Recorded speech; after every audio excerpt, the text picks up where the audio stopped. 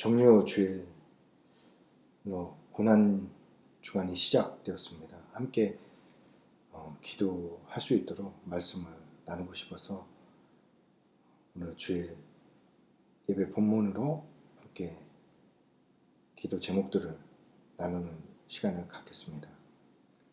본문은 마태복음 21장 1절로 11절 말씀입니다. 그들이 예루살렘에 가까이 가서 감난산 벳박에 이르렀을 때 예수께서 두 제자를 보내시며 이르시되 너희는 맞은편 마을로 가라. 그리하면 곧 매인 나귀와 나귀 새끼가 함께 있는 것을 보리니 풀어 내게로 끌고 오라. 만일 누가 무슨 말을 하거든 주가 쓰시겠다 하라. 그리하면 즉시 보내리라 하시니 이는 선지자를 통하여 하신 말씀을 이루려 하심이라. 일렀으되 시온의 딸에게 이르기를 내 왕이 내게 임하나니 그는 겸손하여 나귀 곧 멍에 매는 짐승의 새끼를 탔도다 하라 하였느니라. 제자들이 가서 예수께서 명하신 대로 하여 나귀와 나귀 새끼를 끌고 와서 자기들의 겉옷을 그 위에 얹으매 예수께서 그 위에 타시니 무리의 대다수는 그들의 겉옷을 길에 펴고 다른 이들은 나뭇가지를 베어 길에 펴고 앞서 가고 뒤에서 따르는 무리가 소리 높여 이르되 호산나 다윗의 자손이여 찬송하리로다 주의 이름으로 오시는 이여 가장 높은 곳에서 호산나 하더라. 예수께서 예루살렘에 들어가시니 온 성이 소동하여 이르되 이는 누구냐 하거늘 무리가 이르되 갈릴리 나사렛에서 나온 선지자 예수라 하니라. 고난 주간의 시작입니다. 주님의 고난에 동참하여 함께 기도해야 할 땜을 아버지께서 말씀하십니다. 예수님은 멍에 매는 나귀 새끼를 타셨습니다. 자신의 백성을 구원하러 오십니다. 백성들은 곰핍했습니다. 로마의 압제와 그들과 결탁한 민족의 지도자들, 도저히 자신의 힘으로 해방할 수 없는 상황 가운데서 고통하며 신음하고 있던 백성들에게 예수님의 소식이 들려집니다. 주님, 우리가 현장에서 예수님의 편지가 되게 하여 주시옵소서. 우리를 사용하옵소서. 자신을 주님께 내어드려야 합니다. 이를 위해 기도하시기 바랍니다. 현장 가운데서 다른 소리, 다른 말, 자신의 생각, 주변 뉴스, 코로나 소식을 증거하는 사람이 되어서는 안 됩니다.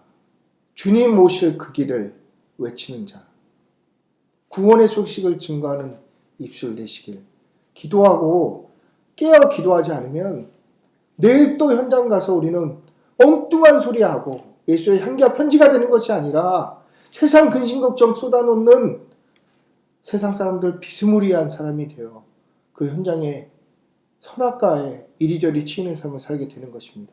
깨어 기도해야 합니다. 백성들은 자신의 겉옷을 벗었습니다. 주님 오실 길 위에 깔았습니다. 주님의 길을 예비한 것입니다. 우리도 주님의 길을 예비해야 합니다.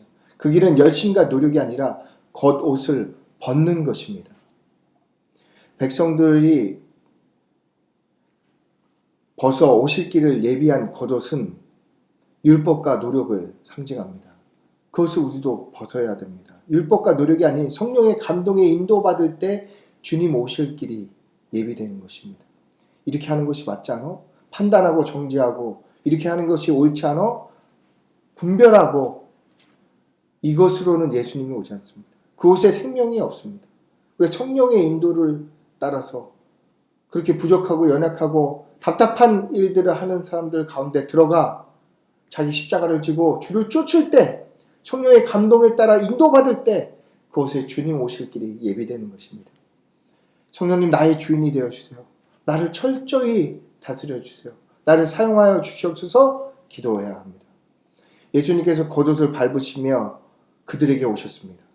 백성들이 호산나를 외치며 자신들을 구원하실 주님을 찬양합니다. 호산나는 제발 나를 구원하옵소서라는 의미였지만 시대의 흐름과 함께 호산나는 관용구가 되어서 구원의 주를 찬양하는 용어가 되었습니다. 우리는 주님이 우리의 구원되심을 믿고 찬양해야 합니다. 우리도 예수님을 우리의 구원자로 믿는다면 백성들과 같이 자신의 겉옷을 벗어 주님 오실 길을 예비해야 합니다. 자신의 생각, 방법 내려놓아야 합니다.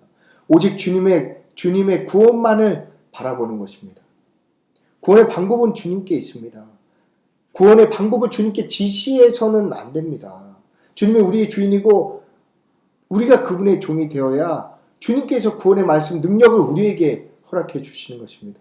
주님, 저 돈이 있으면 해결될 것 있어요. 건강이 있으면 코로나19가 끝나면 해결될 것 같아요. 아니요. 그 구원의 방법은 주님께 있습니다. 우리는 주님께만 붙어 있으면 되는 것입니다. 주님께 다른 것을 구하는 것은 주님은 우리의 종으로 생각하고 여기는 것입니다. 그렇게 해서는 안 됩니다. 주님, 생각과 방법을 내려놓습니다. 우리의 생각과 방법을 내려놓습니다. 우리의 겉옷을 벗습니다. 주님이 우리의 주인이 되어주세요. 주님이 우리에게 말씀해 주세요. 이것이 멍에 매는 나귀의, 예수님이 타고 가는 나귀의 자세입니다.